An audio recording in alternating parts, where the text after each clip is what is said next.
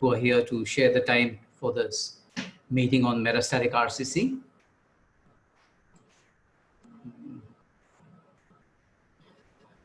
Today, we have a variety of topics about metastatic RCC, a disease that has been quite difficult to treat. And most of the RCC is divided essentially into three groups, where we look at those arising from the renal epithelium, tubular epithelium, which are clear cell renal cell carcinomas. The other group being the non-clear cell renal cell carcinomas. And whatever doesn't fit into these two groups are the unclassifiable renal cell carcinomas. So essentially, there are three groups of renal cell carcinomas. And this disease accounts for about 10 of the killer cancers or the commonest cancers worldwide, more common in men.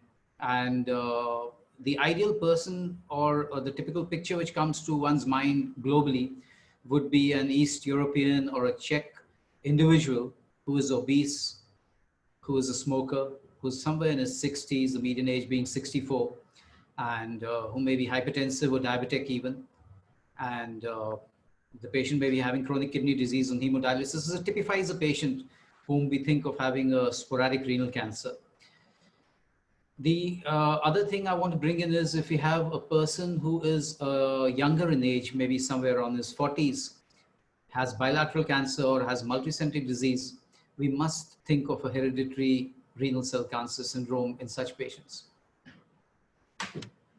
Having said that, we all understand that the renal cell carcinoma, the pathology, the pathophysiology behind it is gradually being elucidated, as till the early 90s, we had a very few drugs in our armamentarium, and those were called the dark ages, when we could only about use things like interleukin-2 in a high dose, and the patient would have a near-death experience. And many of them, however, would also recover. Besides this, we had drugs like interferon alpha. And as we grew from the dark ages till 2005 onwards, what we realized is that now small molecule tyrosine kinase inhibitors and molecules like sorafenib were launched in 2005. 2006 saw the advent of sunitinib, then everolimus, temsirolimus, and bevacizumab. And this tumor, which has a high mutational burden, was also found to have a high density of infiltrating CD8 cells. And with the background that many of these tumors which were in stage 4 had spontaneous reductions in the metastatic site or disappearance of metastatic disease with cytoreductive nephrectomy in a stage 4 setting, showed that there is some immune tumor host interaction. And as we dwelled into the 15s and 16s and till the current era, now we have realized that the immune checkpoint inhibitors are very important and are now breaking the barriers in survival in metastatic or advanced renal cell cancer. So early stage disease, like in stage 1 or stage 2, when the tumor is limited within the Gerota's fascia, surgery being done successfully, cytoreductive radical nephrectomy being done, will cure only about 70% of patients, and 30% of them would still recur with metastatic or distant disease. So once metastatic disease has set in, the survival drastically, 5-year survival from about 95% in stage 1 to 88% in stage 2 will drastically drop to around 20% in stage 4.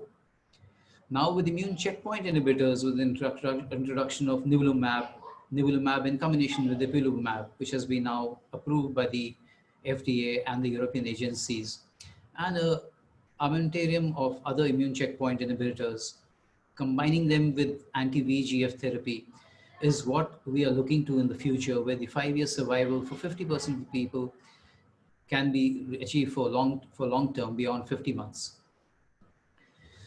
So without much ado and dwelling further on the topic, I would now like to introduce the first speaker. The first speaker being Professor Dr. Srivastav, whom, as we know, is a uro-oncologist, consultant uro-oncologist from Sri Shankara Cancer Hospital in Bangalore.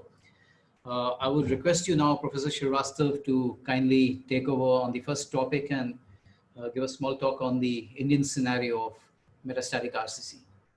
Thank you.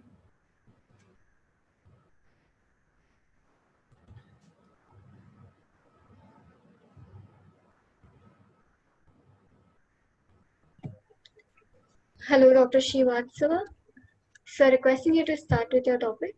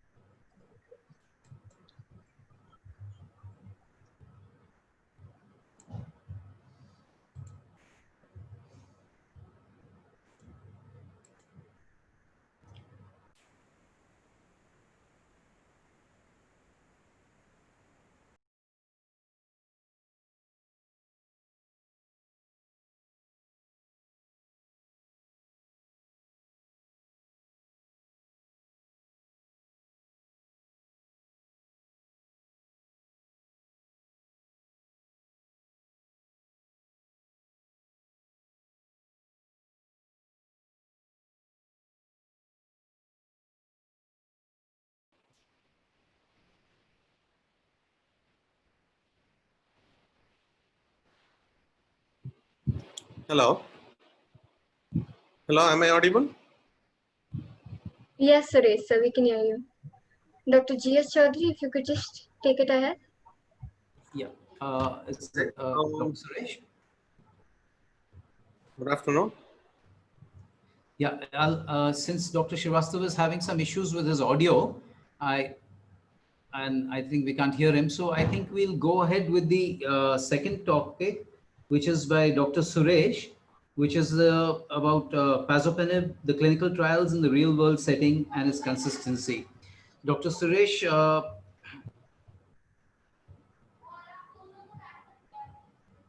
Dr.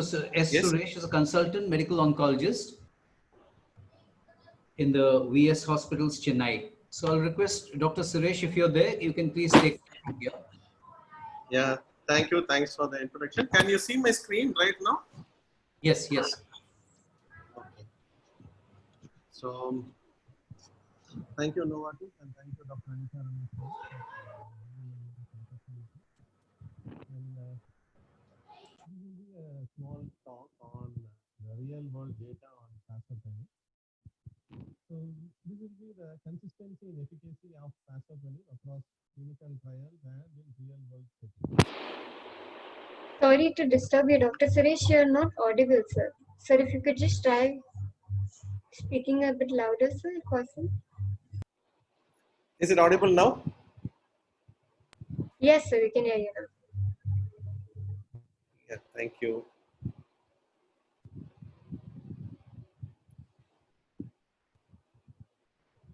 Can I go ahead? Sure, sir. Thank you. Yeah, so this is a trial uh, registered under the National Cancer Institute. It's a principal trial, whereas it's a prospective observational study of real world treatment patterns and outcome in patients with advanced or metastatic renal cell carcinoma who are receiving Votrient.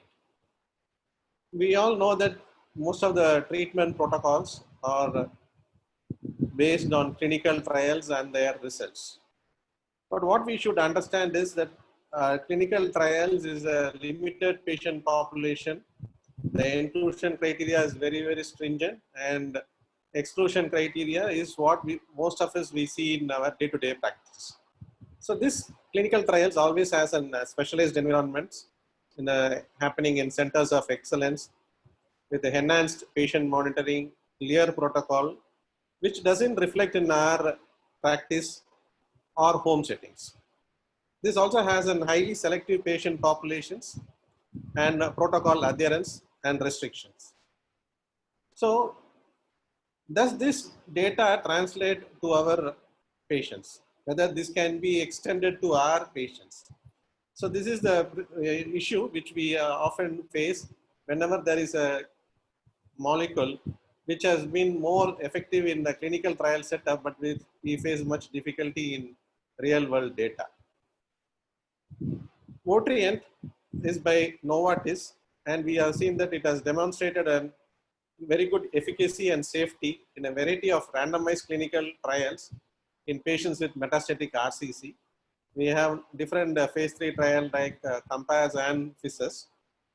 And with more than 8 years of clinical experience and more than 4,000 people in metastatic RCC treated in clinical trials, and 2017, we see that around 34,000 patients all over the world had received Votrient in a metastatic RCC setup, and nearly 1.65 lakh people have been treated with Votrient since its launch.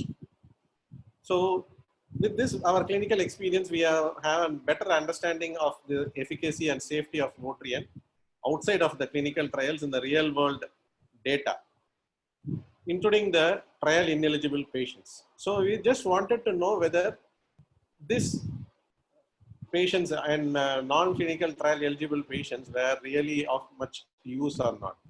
So this principal trial and Novartis commitment to the real world data collection, wherein there was a multiple ongoing, it was an ongoing trial from 2012 to 2017. And this is to understand the effect of treatment on patients generally excluded from clinical trials like brain metastasis, non-clear cell histology, poor performance status.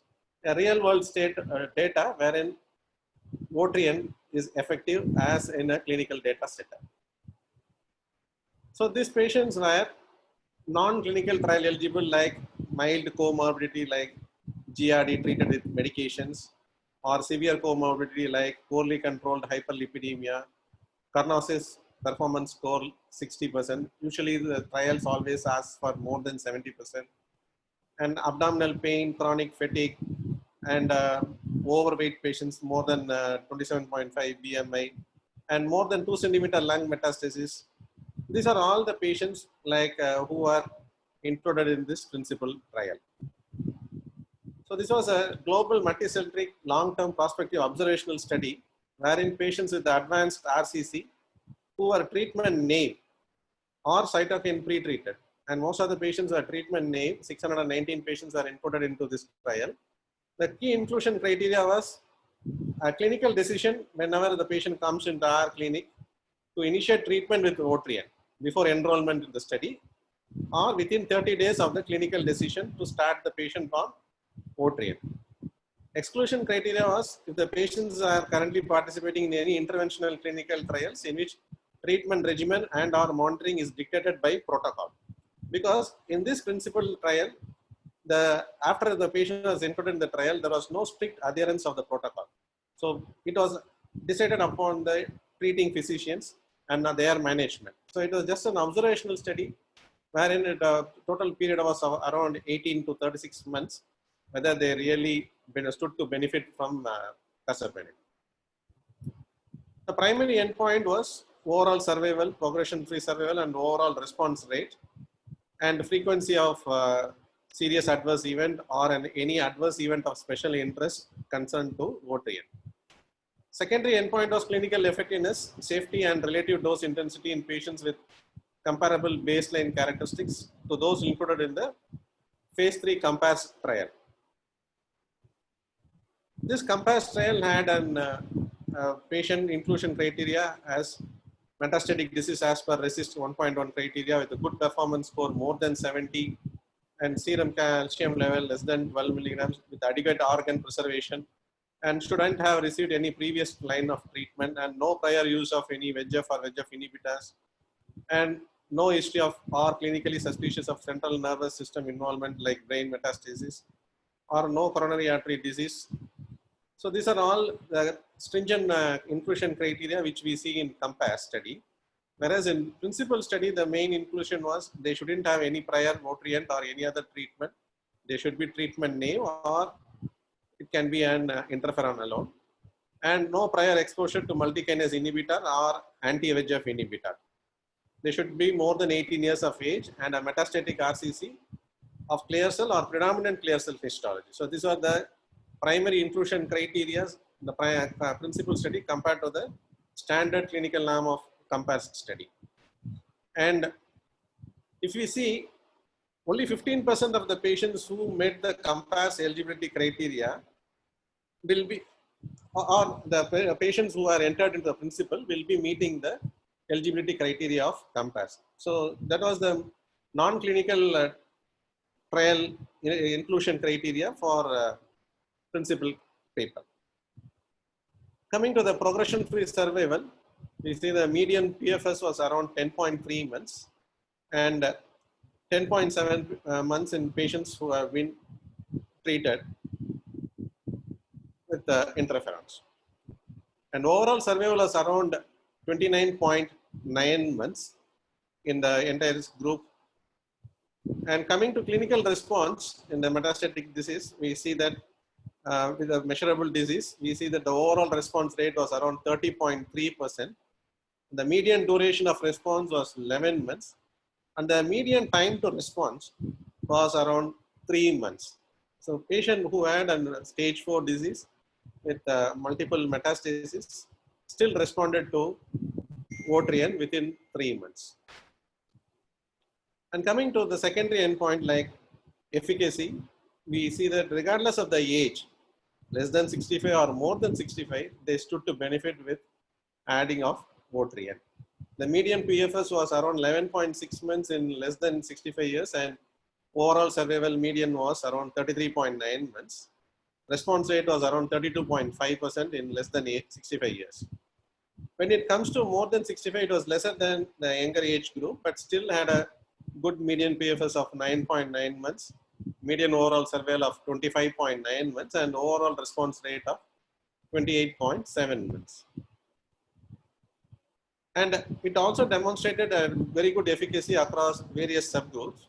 When we divide the patient subgroup into MSKCC risk subgroup and into favorable, intermediate, and poor risk groups, the favorable risk group had a median PFS of 25.4 months, and the median overall survival was not yet reached when the completion of study was done.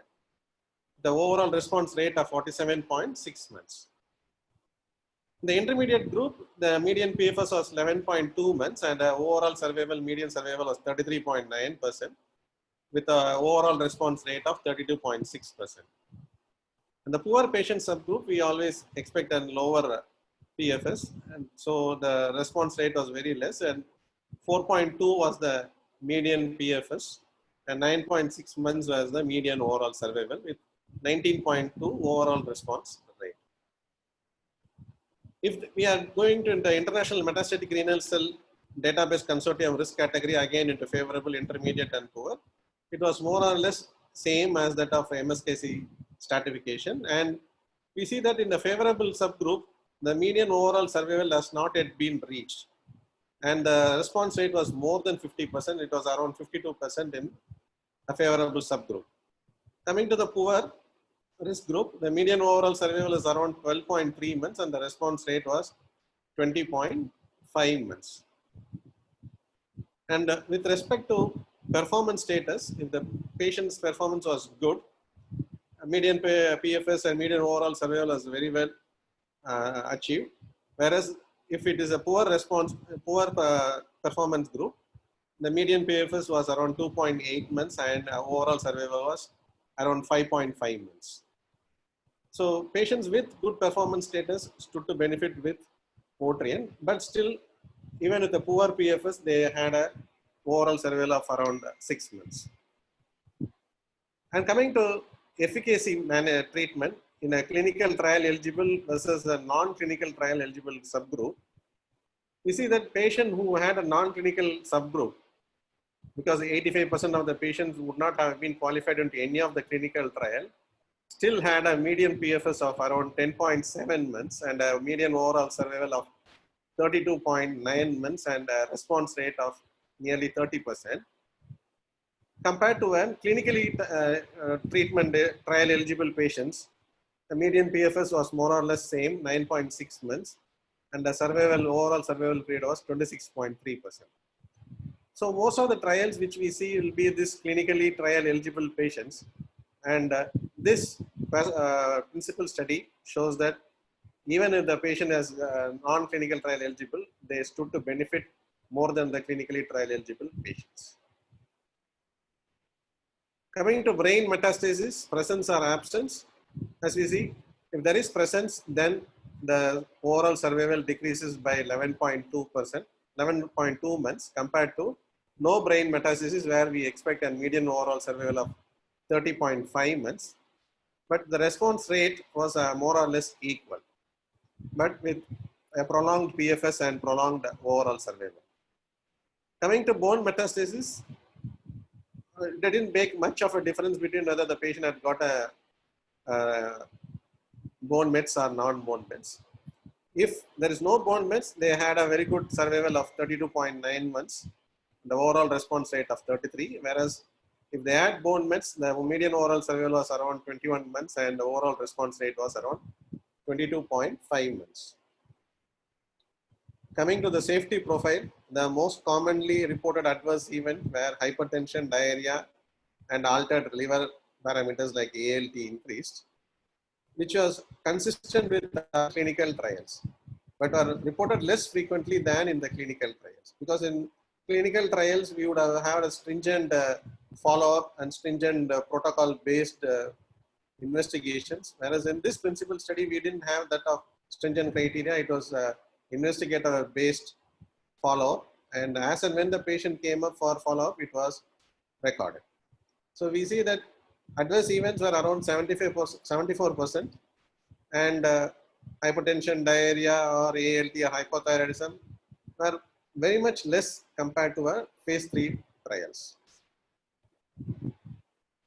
So with all this, we see that even with a non-clinical trial eligible subgroup of patients, we see that 10.7 months of median PFS, 30.5 months of median overall survival, and 31.6% of overall response rate can be still achieved in a general population, which we see more often in our clinical practice.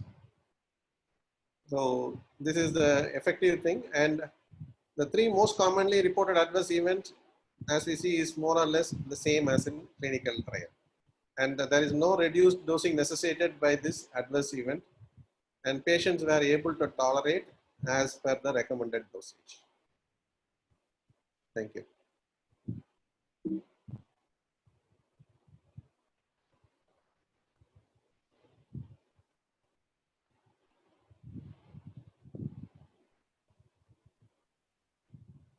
Hello?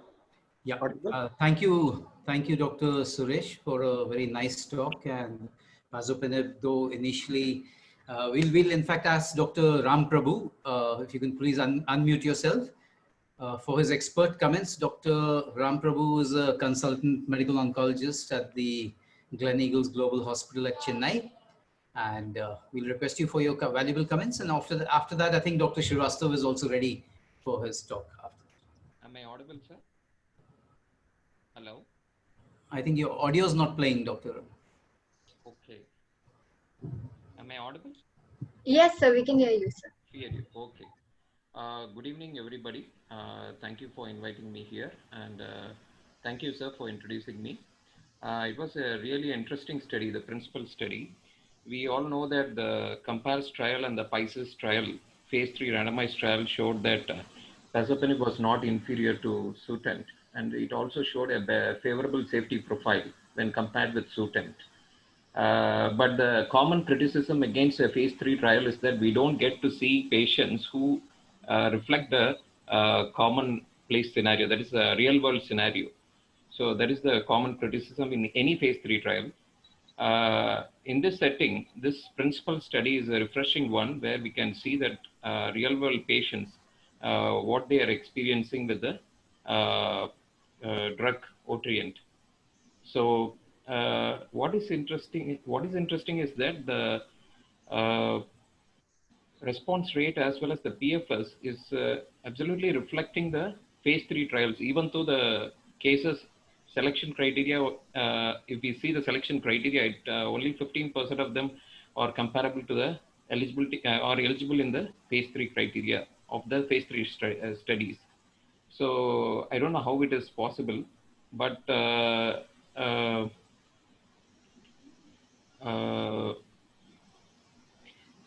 maybe there is no comparison arm with this study. That may be one reason. But it is quite an interesting observation. So it is also encouraging. We always think that the phase 3 trial, whether we can replicate the benefits which are obtained in the phase 3 trial in a real world setting. But this trial, this study, principal study, is quite encouraging. Thank you, Dr. Suresh, for sharing this views with us. Thank you. Thank you, Ram.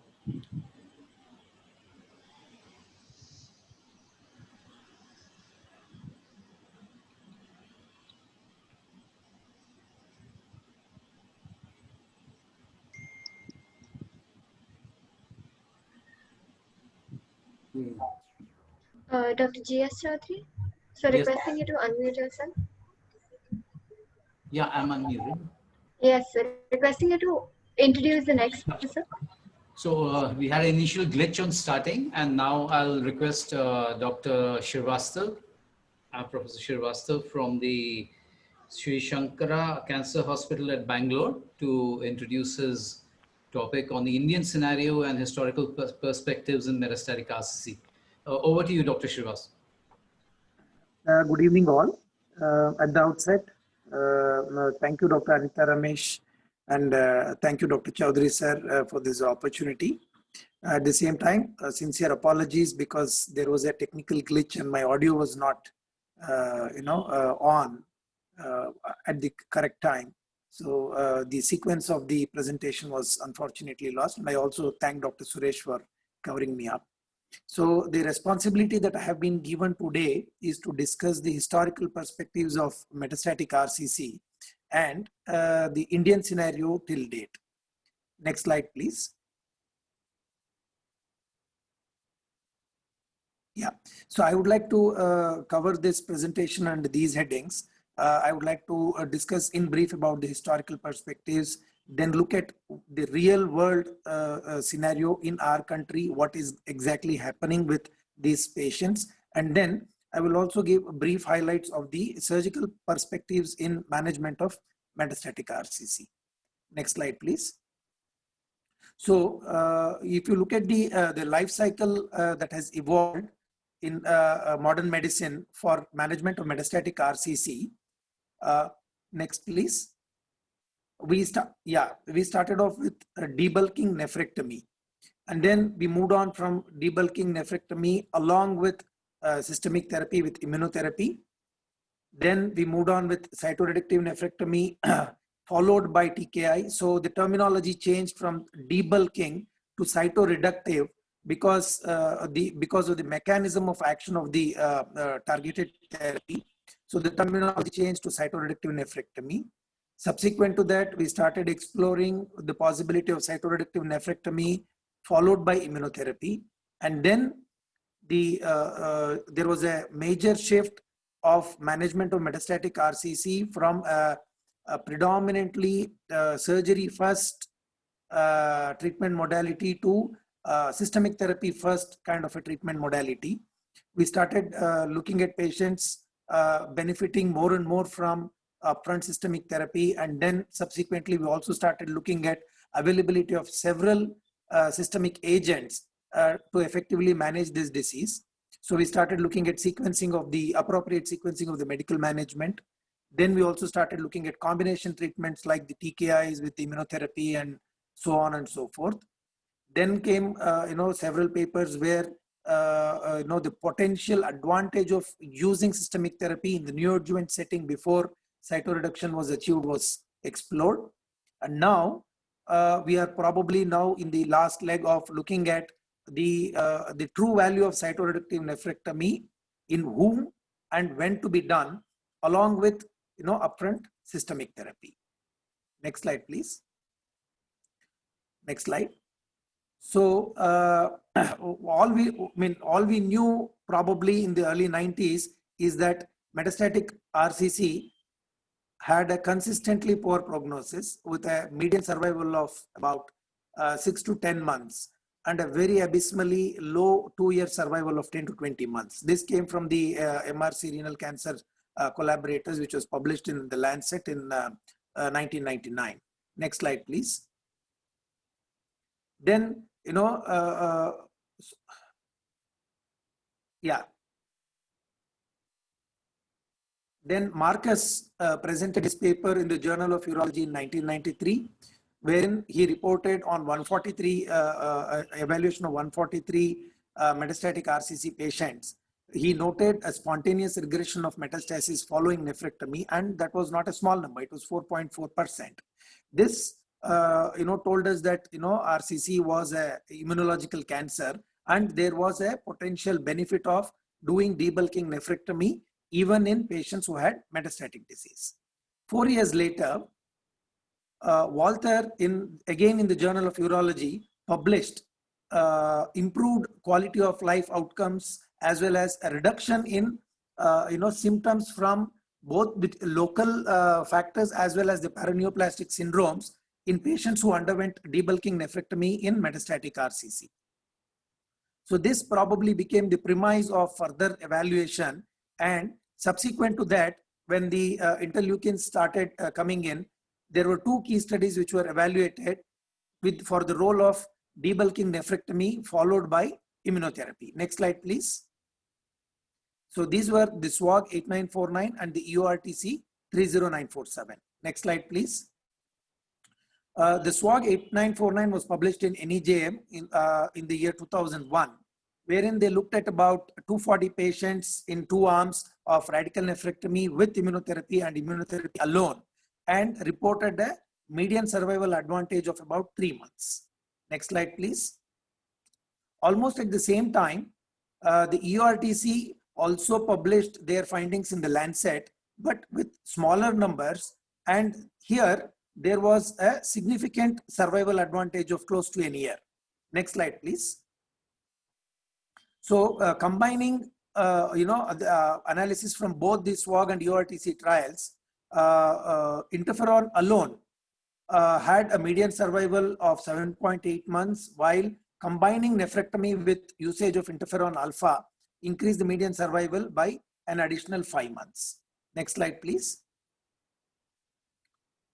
There were also evaluation of interleukins. Next slide. Yeah, wherein there was a marginal advantage survival of about 6 months. Next slide, please. Then came the era of targeted therapy. A large number of retrospective case series suggest a benefit with debulking surgery along with targeted therapy. There has been a meta-analysis which has showed a 2-fold increase in overall survival. This is by a representation of about 2,700 patients. Of course, these are all retrospective series, so there is always a potential of selection bias. Then next slide, please. Then we started understanding the importance of the VHL protein, the hypoxia-inducible factor alpha, and the relevance of anti-angiogenesis drugs in the management of systemic RCC. And this led to the evolution of newer therapies. Next slide, please. Next slide. Next slide, please. Yeah. So the understanding of the pathophysiology led us to the development of tyrosine kinase inhibitors, monoclonal antibodies, and the mTOR inhibitors. Next slide, please.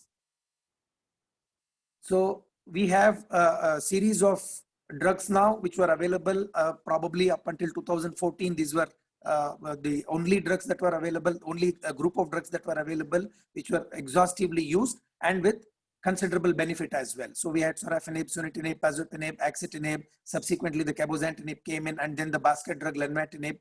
Next slide. Then there was also development of the anti-VEGF antibodies called the bevacizumab. A combination of bevacizumab along with interferon alpha was also tried. Then there were several mTOR inhibitors. However, theoretically they had a strong potential, however, which did not translate into clinical application. Finally, in the year 2016, the immune checkpoint inhibitors were explored and it has now become the standard of care. We have two very potential drugs, nivolumab and pembrolizumab, and now probably they are the first line drugs as well. Next slide, please. So this was a brief bird eye view of the historical perspective and where we stand today in the management of metastatic RCC. I have not included the pattern of cytoreduction versus systemic therapy for paucity of time. Coming to the Indian scenario, I am sorry and ashamed to say that there is no registry. Therefore there is no solid data. All I could call out were 13 publications, all from good institutes like the Tata Memorial, the SGPGI, PGI, and AIIMS. And we have a pooled patient data of 2,873 patients available with us. Metastatic renal cell cancer accounts for about 7% of all malignancies in the country. This is based on the Globocan 2018 data. There is a male preponderance of 3.5:1. This is quite different, probably more than double of what is seen in the world data, which is 1.5:1. It could also be probably because of the preferential healthcare that is probably sought by the male community over the female community, but we really do not know the reason for the male preponderance in our country. Next. This is again very, very concerning. RCCs occur a decade early in comparison to global data. So RCC is typically a malignancy of the 6th or 7th decade, but in India, we can see as early as 4th or 5th decade. Please. Next slide. Yeah. So all the 13 publications, I have divided these publications as those which were done before 2010 and those which were done 2010 onwards. So this I did just to look at the metastatic disease burden in the country. Of the 6 publications which were published before 2010, they reported metastatic disease at presentation was 54.7%. However, 2010 onwards, there have been 7 publications with overlap which show that there is a reduction in the metastatic disease at presentation to 34.1%.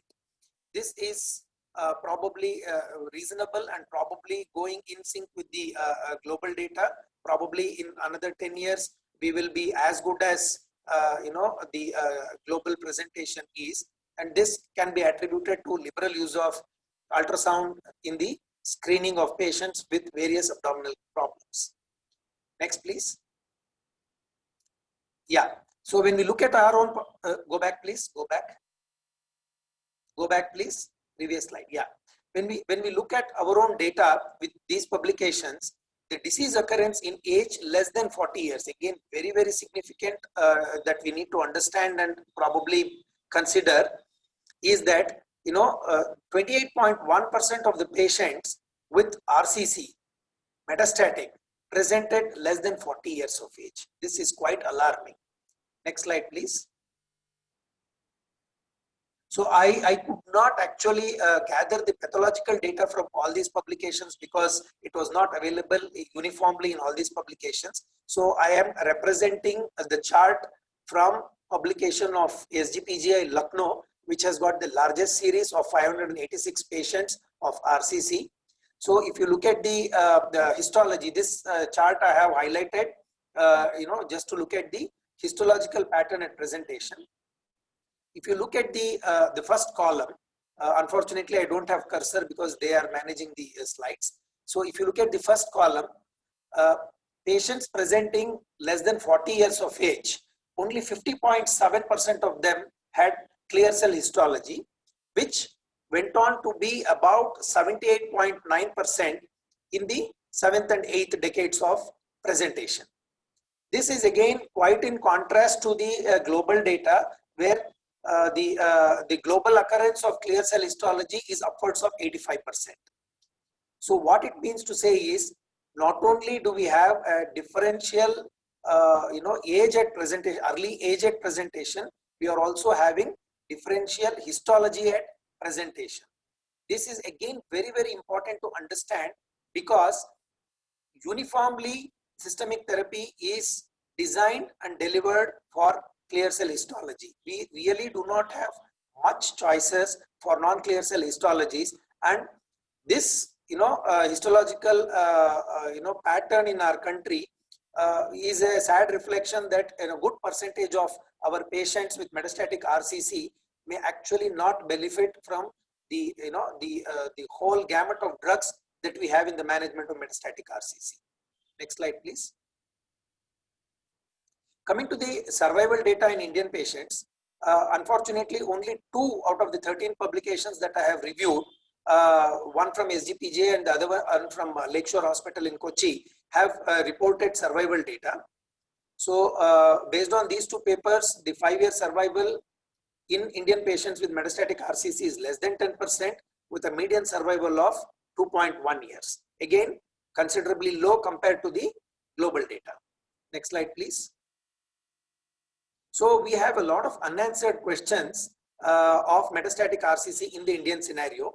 We do not exactly know why the disease occurs much earlier, in life compared to the people in the West.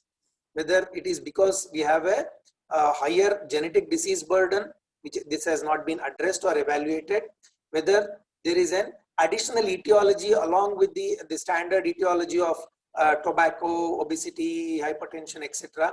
If Indian people have an additional etiological risk in development of RCC, this has not been evaluated. Then these are the 2 critical parameters that I would like to highlight. We do not really know what percentage of our patients have real accessibility to systemic therapy, probably even surgical therapy, probably therapy at all. So what percentage of patients who have metastatic RCC will actually get a reasonable treatment, either with surgery or with systemic treatment? This data is not known. And the treatment consumption data is also not known. By treatment consumption, what I mean to say is what percentage of patients who actually have reached a medical facility with the knowledge of management of metastatic RCC, what percentage of these patients can actually utilize all the treatment options that are available. This I have highlighted because a good percentage of our patients are probably not affordable for the treatment options that are available in the management of this disease. So these are the unanswered questions that are really important according to me, which need to be looked at, and probably we need to do a collaborative study, try to find out and try to bridge the gap to enhance the outcomes of metastatic RCC management in our patients. Next slide, please. Coming to the last part of the presentation, the surgical perspectives. So when we look at our own data across publications ranging from 2003 to 2017, debulking nephrectomy initially and then subsequently cytoreductive nephrectomy rates have varied between 34.6 to 71.9% amongst various papers published, which is, I would say, a reasonable number. 71.9 is a reasonable number. The perioperative mortality, unfortunately, has been mentioned only in one study. It was reported as 2.4%. Again, we do not know, the relevance of doing cytoreductive nephrectomy in our own patients, because the basic premise of using upfront systemic therapy is that vast majority of patients will who undergo cytoreductive nephrectomy first may not become eligible candidates for systemic treatment at all. So we do not have any data regarding it in our country. And then failure rates to start systemic therapy is also unknown. Meaning to say, what percentage of our patients who actually underwent cytoreductive nephrectomy upfront eventually went on to receive some form of systemic treatment. This data is also unknown. Next slide, please.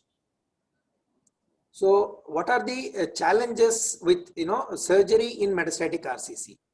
I think the critical parameter for surgery in consideration of cytoreduction for a metastatic RCC is the T stage at presentation.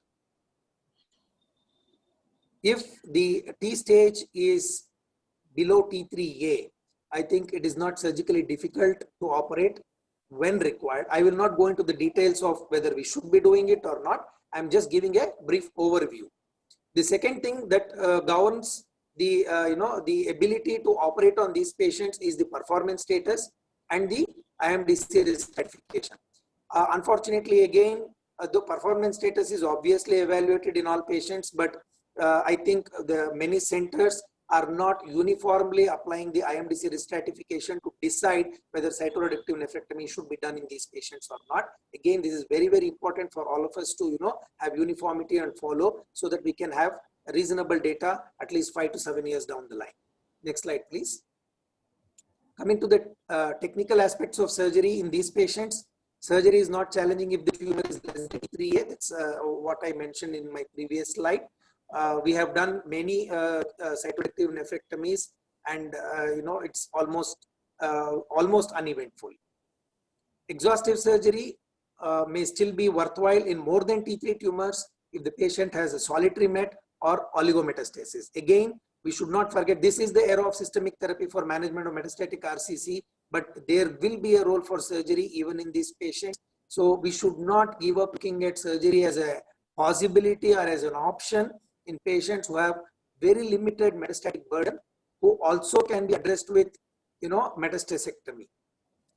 Metastasectomy again should continue to remain a key consideration in the management of metastatic RCC, and it has been shown in several papers that if we are able to achieve R0 status even in metastatic patients, the survival advantage is considerably high compared to systemic therapy alone.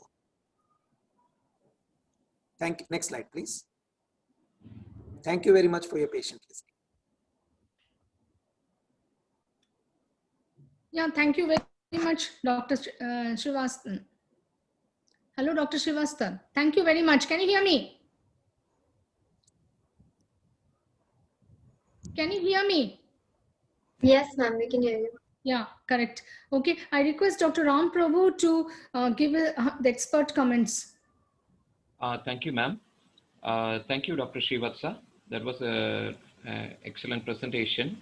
He beautifully walked us through the various stages of evolution of treatment of metastatic RCC.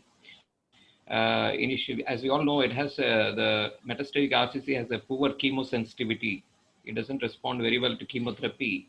And in 90s, we had only few immunotherapy drugs like interferon alpha, which had only modest activity. But the high-dose interleukin-2 was a good option, but it had low response rates, but durable response rates with high toxicity profile. But then in 2004-5, we had the phase 3 trial of bevacizumab plus interferon alpha, which showed that it doubled the survival when compared to interferon alpha alone, and thereby starting the age of anti-angiogenics in the metastatic RCC, followed by sorafenib in 2008, and later on by sunitinib, pazopanib, and all the TKIs, axitinib and cabozantinib. And then came the era of immunotherapy drugs, pembrolizumab, ipilimumab, and nivolumab. And then now we are landing up into the era of combination treatment with TKIs and plus immunotherapy drugs. It was also interesting to know that the age of onset in Indian patients is 10 years less. It's not surprising because we have other diseases like CML or myeloma or breast cancer where the median age of onset is again a decade earlier when compared to the Western population. The reasons we don't know, maybe genetic or maybe other factors play a role. Treatment access is definitely a problem. Of course, the data collection, data insufficiency is a problem in our country. Treatment access is also a huge problem. And it is also interesting to see that, the survival of the patients in Indian patients is less compared to Western population, which can be attributed probably to the treatment access problem. But also this data probably was collected in 2010, if I'm not wrong, 2010 or before that. Probably most of the patients were not exposed to the currently available TKI, but if we collect the data right now, maybe the survival is much better than a decade ago. So those were the interesting points I would like to highlight. And thank you once again, Dr. Srivatsa. Thank you, ma'am. Yeah, thank you. We had a great walkthrough to the scenario in RCC. Yes, you are right. We never used to discuss these. Now we started discussing the cases because we have drugs and there's improvement in survival. And you are right, Dr. Srivastava. I have a patient now is in 30s. There's a huge kidney tumor with thrombus in the IVC and stuck to the posterior wall, and he is asymptomatic. Just had some bleeding in the urine. He came and yesterday we operated. We had to have 3 surgeons to take the whole tumor out. So that's advanced nature at an early stage, at the early age is what we are looking into. So let's move on to today our case-based discussion. Okay, optimal sequencing in a metastatic RCC, Indian context. I invite our moderator, Dr. Rajkumar Ramaswamy from Madurai, to take us through the case. Also, I invite our other panelists, Dr. Madhu Sairam from Coimbatore, Dr. Kripa Shankar from Coimbatore, Dr. Chandra Mauleshwari from Chennai, Dr. Anuradha Chokle from Mumbai, Dr. Tanga from Chennai, Dr. Paulami from the far northeast. Thanks, Paulami, for joining us, bringing news from your place, and Dr. Karuparajan. Also, I request Dr. Suresh and Ram Prabhu to be also with us to answer a couple of questions. Yeah, Dr. Rajkumar, please take us. Yeah. Good evening, everybody. I thank Dr. Anita for giving me the opportunity to talk on the sequencing of the metastatic RCC. Various options available, and I welcome all my esteemed panelists as well as other faculty members for this evening. Can I have my slides? Can you please share my slides, please? Sure, sir, we'll do that. Yeah.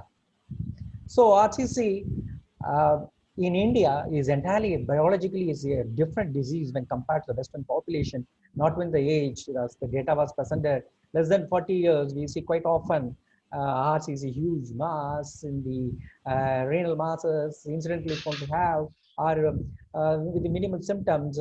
And then the disease pattern also is entirely different. We have huge tumor burden in the form of lymph nodal metastases, extensive skeletal metastases.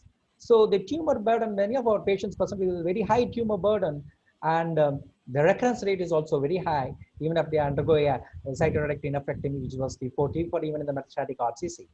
Can I have my next slide? I'm Dr. Rajkumar, medical oncologist in Velamal Specialty Hospital from Madurai. Next slide, please. So this is a case, a very interesting case.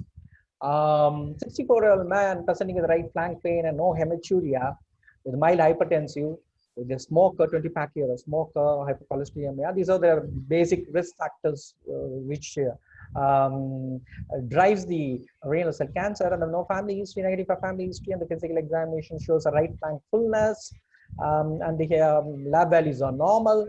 Next slide, please. So this is a huge mass, around more than 7 to 8 centimeter mass. So now we check on the, we will ask the urologist, is there any, how you do a biopsy? You want to do a radical nephrectomy, you want to do a surgical biopsy? Is there any role for doing a image guided large core biopsy, which is now gaining importance? Earlier only the surgical exploration and surgical option of getting the tissue was the only the premenosi. Now we have the option of having an image guided true core biopsy. Do you involve a multidisciplinary approach right at this stage? Can I ask the uro-oncology? We have an uro-oncologist as well as a surgical oncologist, Dr. Chowdhury. Dr. Can I have the uro-oncologist? Dr. Mukherjee and Dr. Kupurajan. Hi, yeah. If this is, you have, this is Dr. Paulami from Silchar. Am I audible? Yeah. Yeah, the 4 slides, the 4 image that you have put up, I see that it's just locally advanced. I don't see any IVC thrombus from the 4 slides that I see. Yes. Look, the first question I would like to address is whether there is any need for a guided biopsy. So in a non-metastatic setting, ideally we don't do biopsies because there is a hypothetical or a theoretical risk of a tumor seeding. So in a patient or in scans where we feel we will be able to take the entire tumor without, breaching the entirety, be able to remove it, there is absolutely no need for a biopsy in a non-metastatic setting. Number two is this is backed by some case series which says that if you do an FNAC, there is a high chance that you may not actually, get the various the pathological parameters that you're looking for. Number two is in this particular thing that you have shown, I think radical nephrectomy would be the treatment of choice, and radical nephrectomy, in a non-metastatic setting, you can go up to clearing even T4, T3, T4 diseases with thrombus that extends up to the atrium. If you're able to achieve an R0 resection, the results are very good. Okay. Thank you very much. Dr. Kiruba, you agree with Dr. Mukherjee that still the image-guided biopsies do have a very high incidence or have a risk of seeding the tract? This perspective still holds good, or is a era of bygone that image-guided biopsies do have a seeding of the tract? Many tumor sites we have the image-guided biopsy.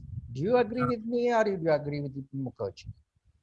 No, I would definitely agree with Dr. Polam Mukherjee here, sir, because for the very fact that renal cell carcinoma basically it can be easily diagnosed based on radiological findings and imaging as well. The Hounsfield units are actually very specific. So you can actually make a diagnosis based on your imaging findings, and even if you're not sure, you could actually go ahead and offer surgery as an option, definitely, as was rightly pointed out by Dr. Polami as well.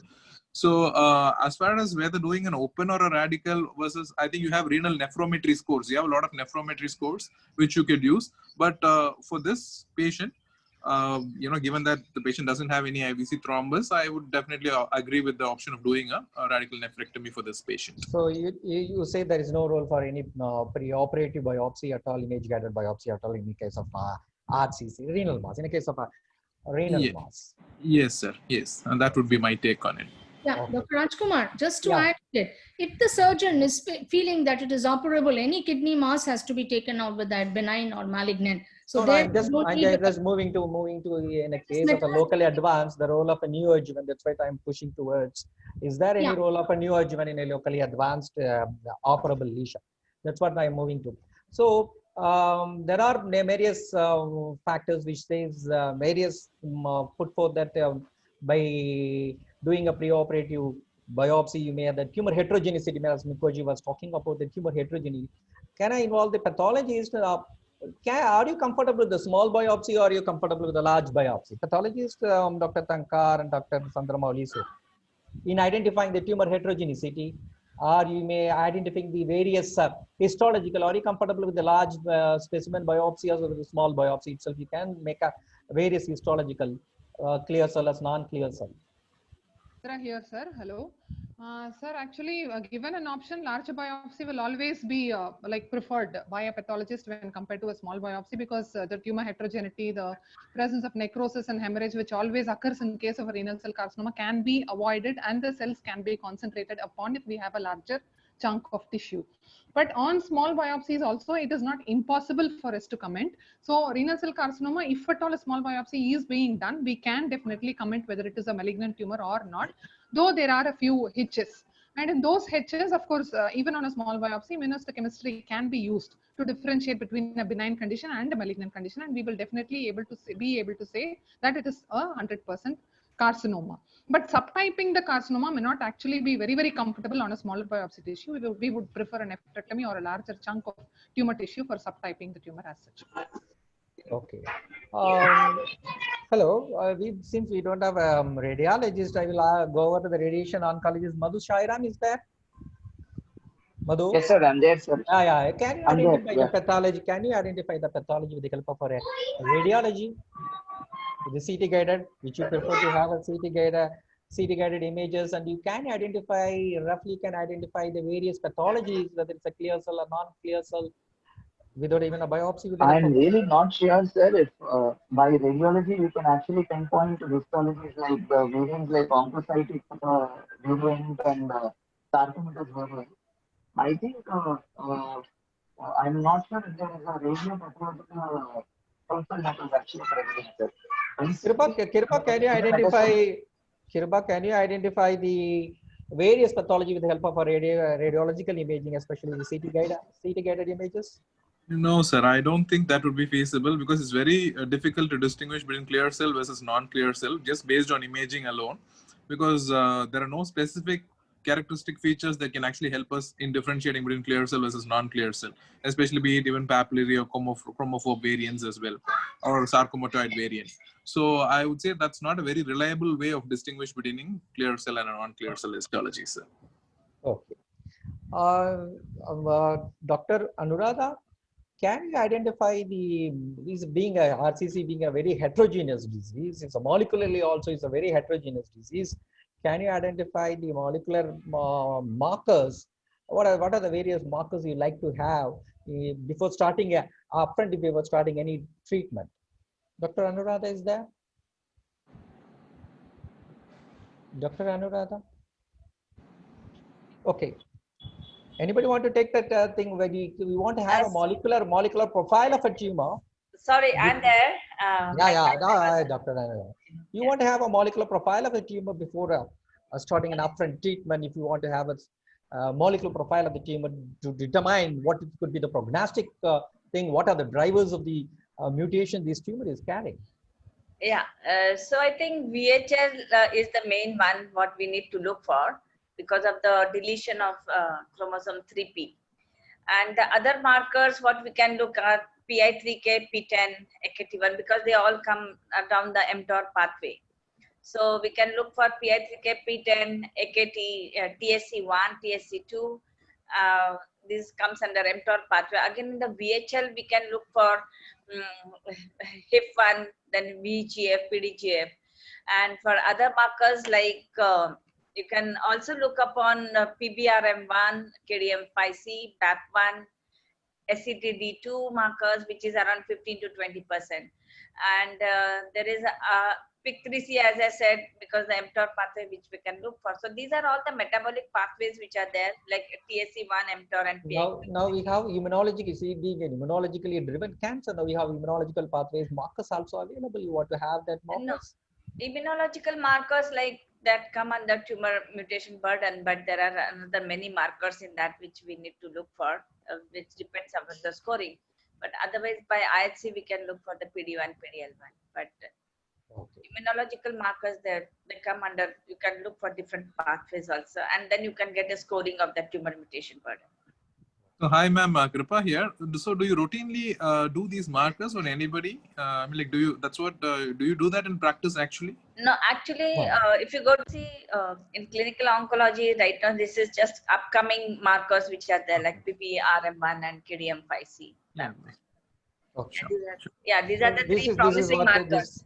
This is what the future holds. But if you do the molecular profiling, we are moving into that direction of molecular profiling, especially since we have a very engaged onset of RCC.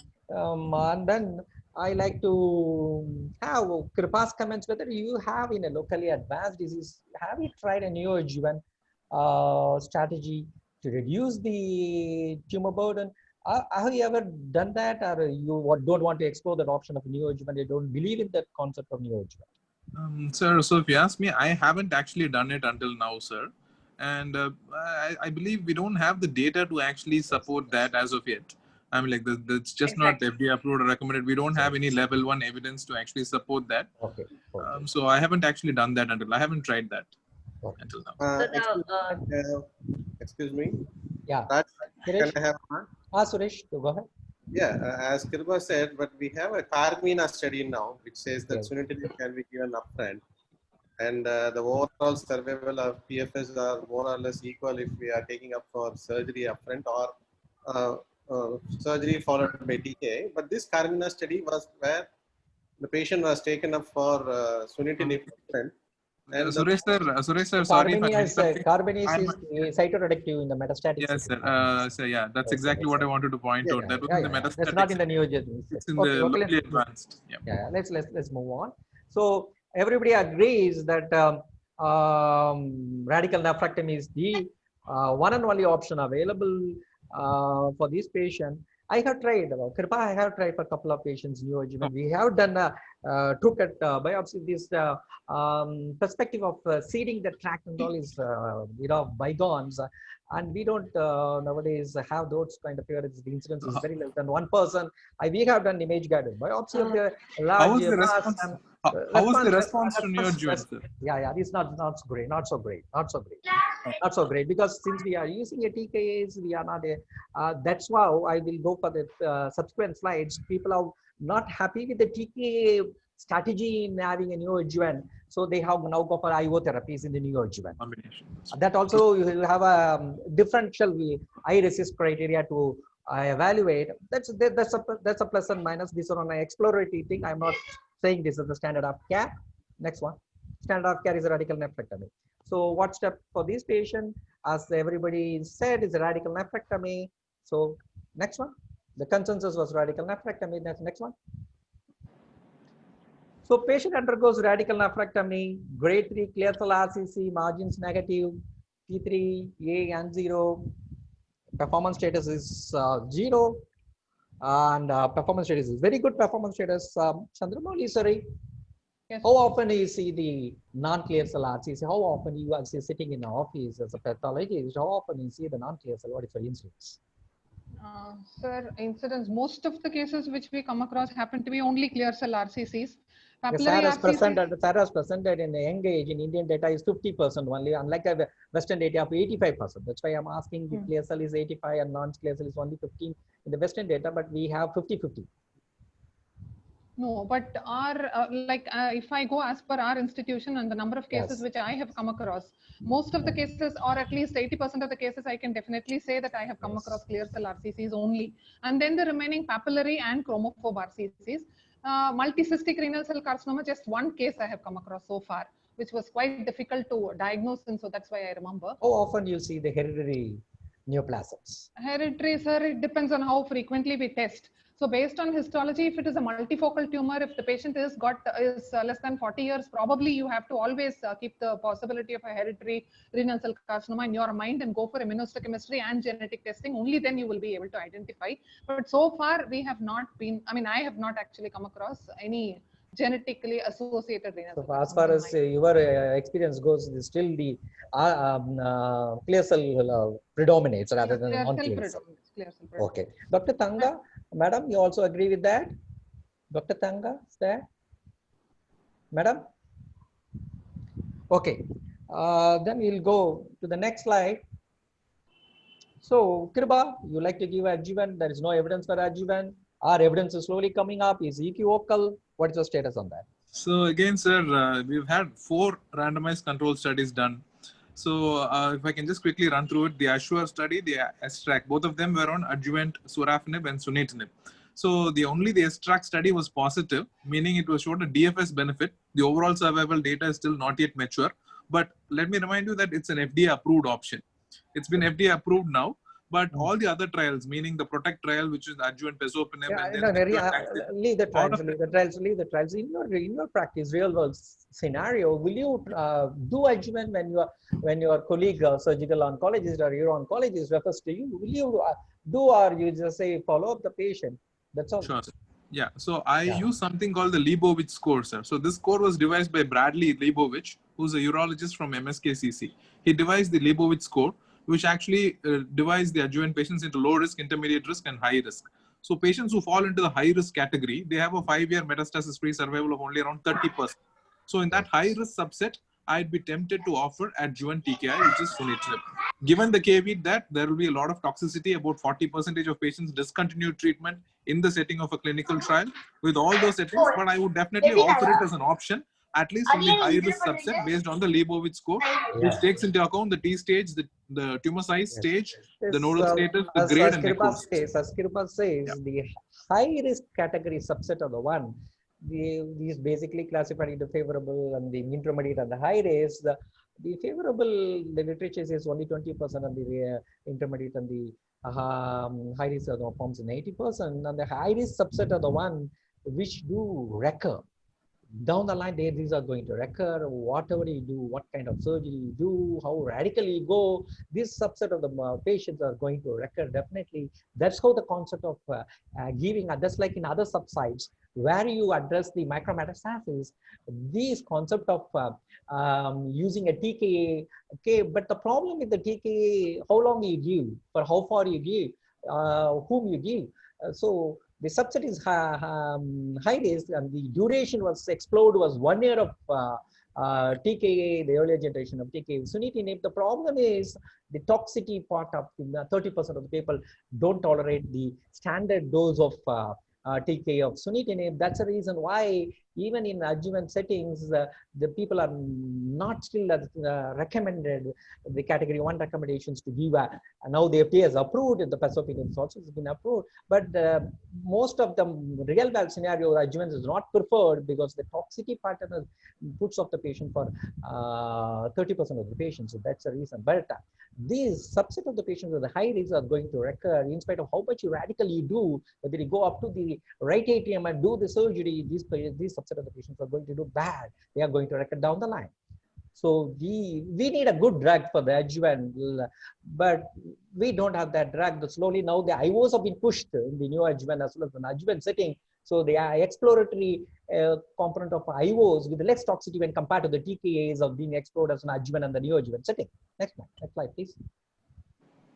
So as Kriba was talking about the STAX trials, this one where the overall survival has not been reported, that small difference in the median DFS has been reported with the help of a high-risk clear cell RCC, not in the non-clear cell, clear cell RCC. You have small difference between the sunitinib arm and the placebo arm. Next slide. Both in the 3 year and 5 year survival, but not the robust evidence in the form of median overall survival. The adjuvant trials are mostly determined with the help of a median overall survival, which is the most robust hard endpoint, but median overall survival, not much difference between the two arms, between sunitinib and placebo. That's why it's not so highly recommended. Next one. So these are the various trials which are the sunitinib, sorafenib, and the pasopenib have been tried. But as I said, the ASSURE trial is one.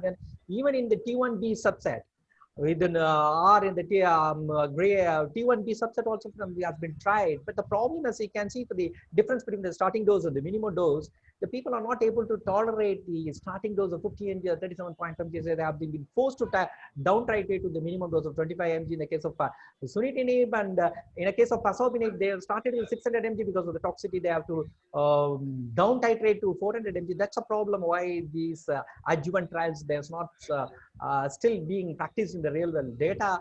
So, but as you can see, the DFS data is available. As I said, a small difference in STAC, but no overall survival in all 3 trials. But ASSURE and the trials is a negative trial which does not show the DFS, even the DFS one. Next one. So still it's not the thing.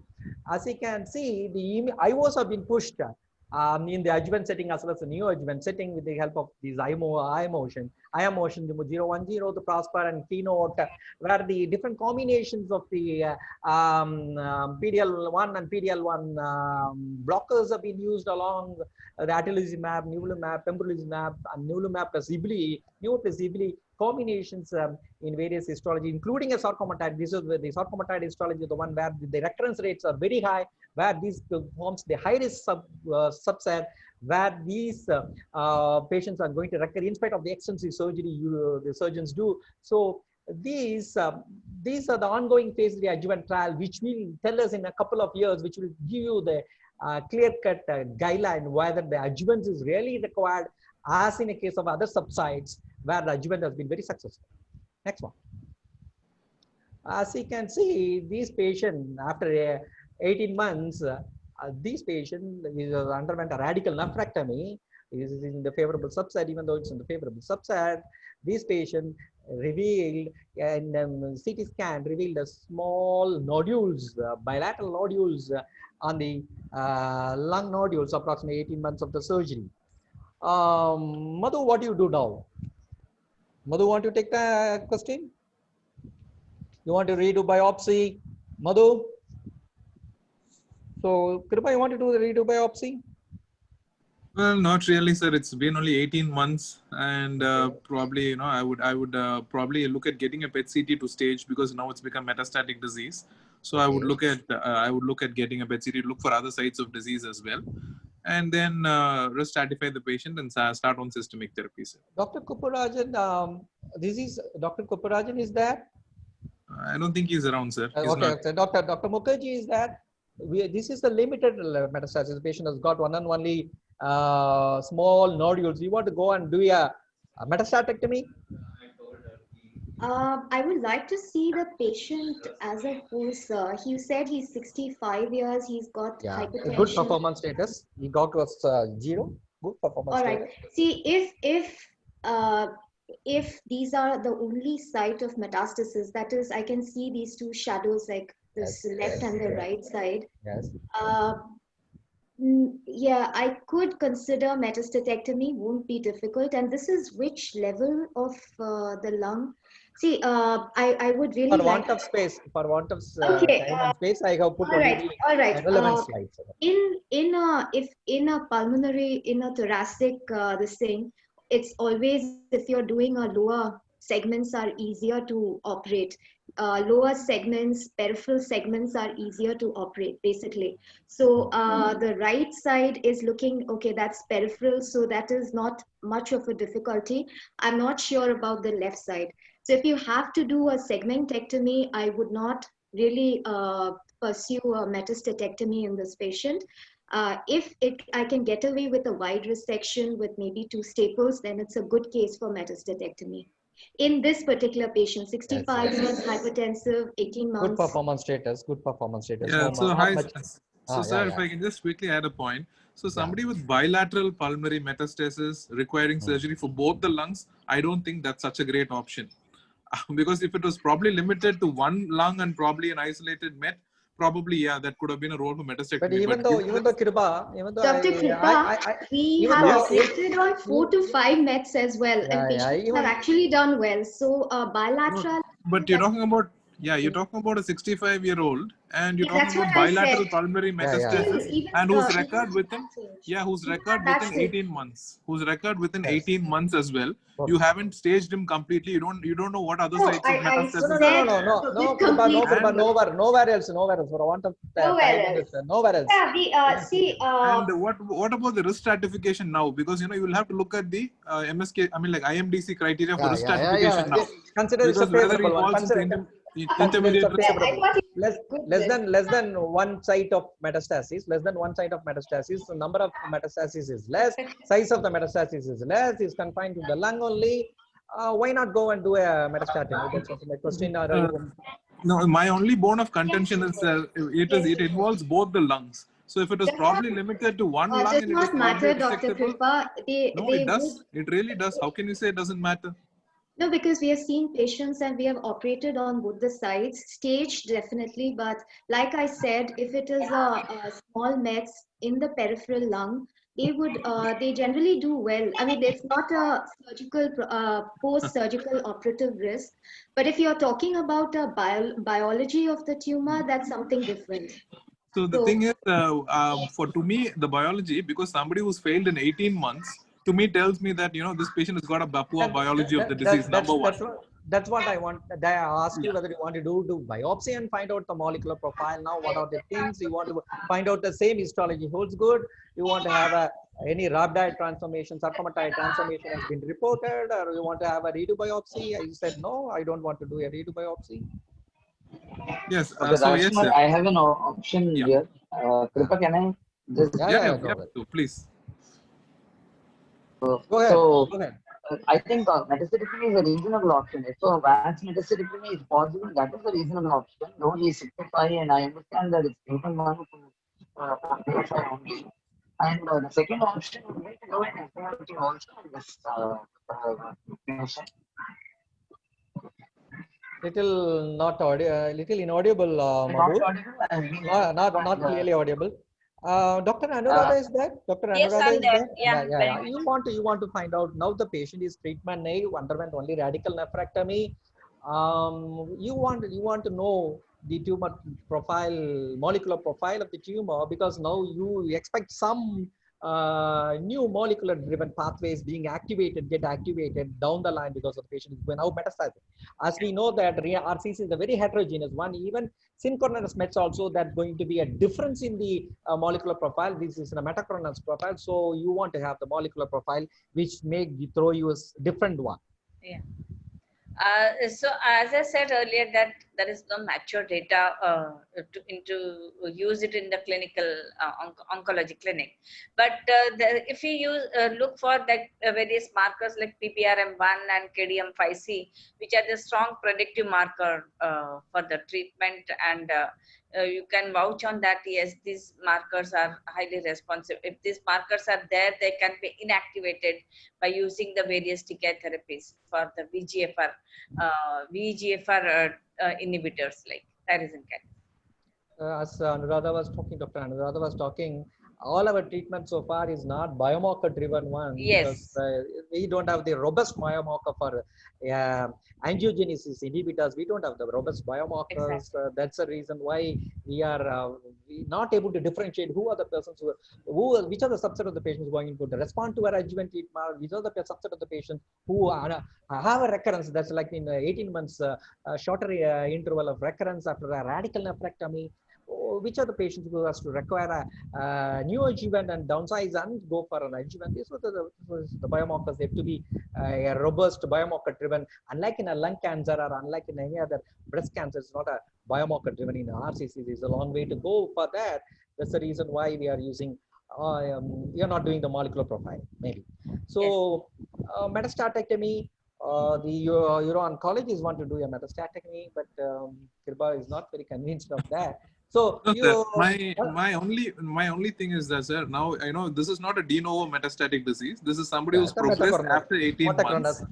Correct, sir. Correct. And so we know about the biology of the disease here as well, and we know now it's become stage 4. It's definitely needs systemic therapy for sure. You're not going to get away with just a metastectomy alone. So I think from that point of view, I think I mean that was why, I mean, and you're talking about bilateral pulmonary mets as well. And you do not know whether he'll require lobectomy. I didn't think these are all huge question marks for me and big ifs for me. Yeah, this is a huge mark. Whether do a metastatectomy followed by an adjuvant, once again a question mark over that. Do you give an adjuvant TKA? These are all big question marks, not the point here is if you can really get an R0 resection in a metastatic setting and there is no other metastatic sites, it would still defer your systemic therapy. You can defer it to any other point where they show up in future, But once you start the patient on systemic treatment, you don't really have an endpoint for that. So in an Indian setup where the cost is an issue, once you have to really think about all this before just starting them on systemic treatment, just assuming that surgery will not work. So R0 resection may help. Okay, we'll move on. I definitely don't agree with that, sir, because the problem is, here we've already known that the biology of the disease is known to us. We have to move on. Absolutely, no problem. We have to move on because of want of time. Yes, Dr. Please move on. Madhu, you want to give SBRT for this patient? Madhu? Anybody want to take that? Any radiation? So okay, next slide. Sir, I would SBRT. That's a very easy option actually. SBRT would be an easy option for this patient, and it must be a 3D SBRT considering that it's a very small lesion. I would say metastatic only downstage is that it's too small for just a metastaectomy. They may go in for audio is not very clear. Your audio is not clear. Patient undergoes a lung biopsy and further progression of the lung lesion occurs. Pathology was considered the clear cell RCC, the favorable risk as per the IMDC criteria. Next one. So which both are equally good? Kripa, which one you prefer? IMDC, MSKs here? I would go with the IMDC, sir, because the MSKCC was validated only in the era of interferon therapy. Cytokine. Yes, sir. So the IMDC has been validated in the era of targeted therapy. So I think the Heng's criteria holds good in the current era. But even though it has been elucidated in cytokine, even being tracked, done in the trials. Okay, next we go on to the next slide. As you can see, this is what you mean by the MSKC criteria. That the out of these, all these criteria, 5 criteria, based on that is like prognosticated of the favorable, intermediate, and poor risk group. Kripa, which you call is as one of the most vital criteria? So I would definitely look at the performance status and then the time from diagnosis. I mean, I think that's what I say. The Western literature all talks about the performance status is one of the important criteria of all the 5, but is all they are all dealing with 65 plus patients. We are dealing with 45 plus patients. The performance status is going to be very absolutely good. So now, what your take on that? then I would look at the, I mean, like, then again, obviously, so the time from diagnosis to therapy, I think that indicates the biology of the disease as well. So that's very important. This is a new nomenclature is coming. It's called TFS, treatment-free survival, and treatment TFI, the treatment-free interval. So any patient who is on a treatment for how long they is on a treatment, or even if it is not on any TK, how long after the surgery, whatever may be the treatment. TFI is the treatment-free interval and TFS is treatment-free survival. This is the most important criteria when the performance statuses are good. This is, out of all the things, this is a very important criteria, the TFI and the TFS. Next one. So this is IMDC prognostic criteria, where the neutrophil to platelet counts, the ratios, neutrophil to leukocyte ratios determines one of the important thing. Here also the time from diagnosis to treatment, that's what's called the TFI and the TFS holds good. As you can see, the poor risk subset which forms the intermediate and poor are the one which forms the 80%. Consider the favorable are the one which is occupies less than 20%. So majority of the patients are 2/3 of the patients are going to be the intermediate and poor subset, and these patients will do very badly, whatever may be the surgery, whatever may be the thing. These are the patients who are going to record. Next one. Is there any role for active surveillance? Dr. Mukherjee, you want to put the patient after surgery. You have done a very good, robust radical nephrectomy, and you find metastatomy also you have done on the bilateral lung small lesion. You want to put the patient on active surveillance. What your take on your take on active surveillance? Yeah, definitely. After post metastatectomy, I would like to put the patient on surveillance. 65-year-old, this particular, or irrespective of the age, till they throw up, metastasis or another disease recurrence. If the patient has got some contraindication for metastatectomy, our patient is not willing to undergo a metastatectomy, still you pay, the lesion is very small. Will you put the patient on active surveillance? Okay, there are 2 ways.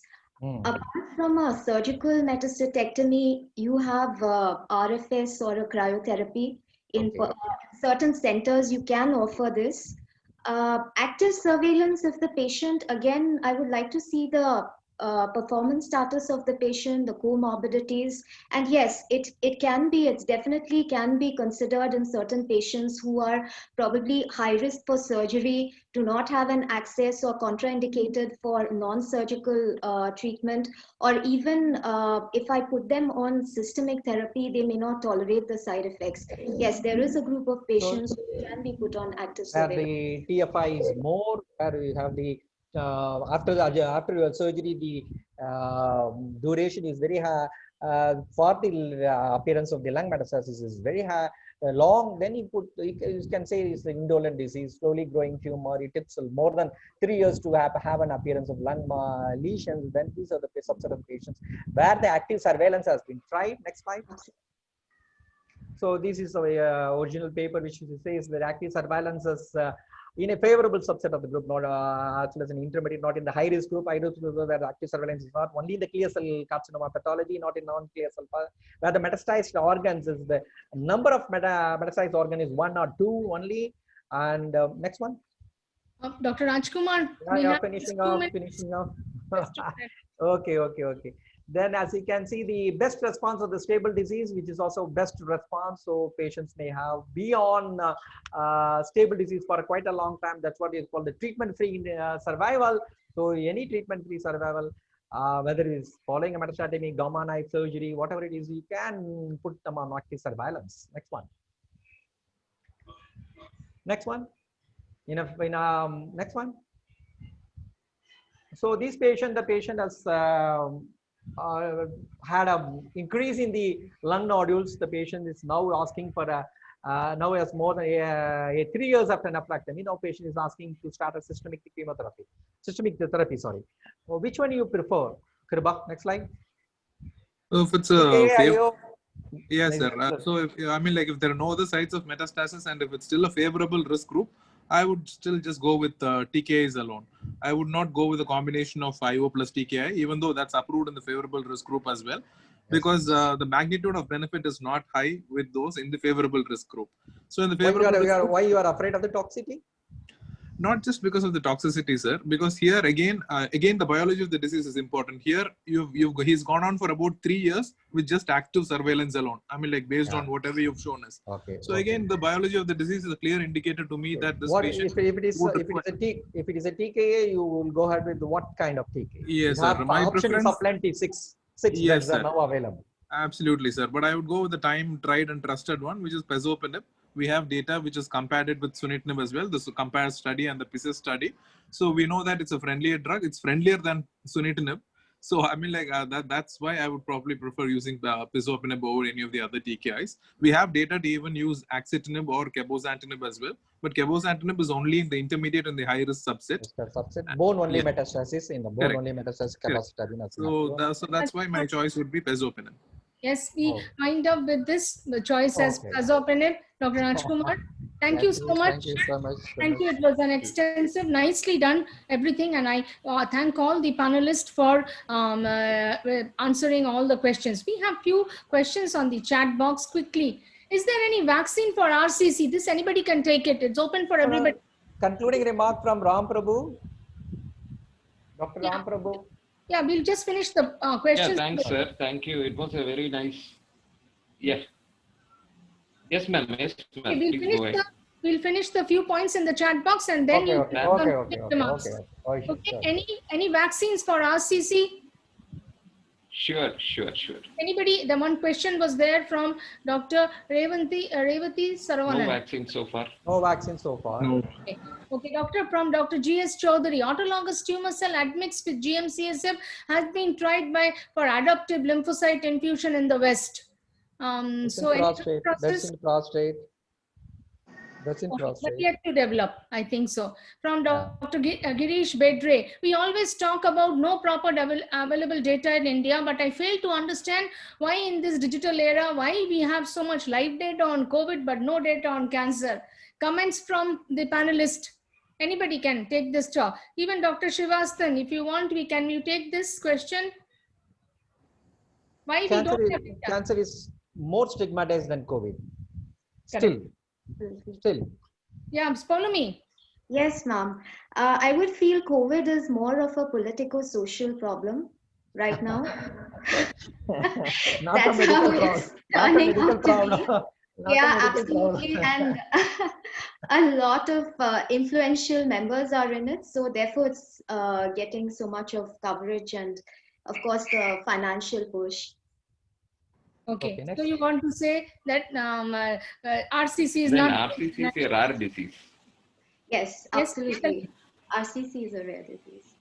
Rare disease. Okay, now we need digital disease-wise data bank as per Dr. G.S. Chaudhary, but I suppose we should be willing to do it. And he says that because it looks like lack of politics or anything is the cause of no data in RCC.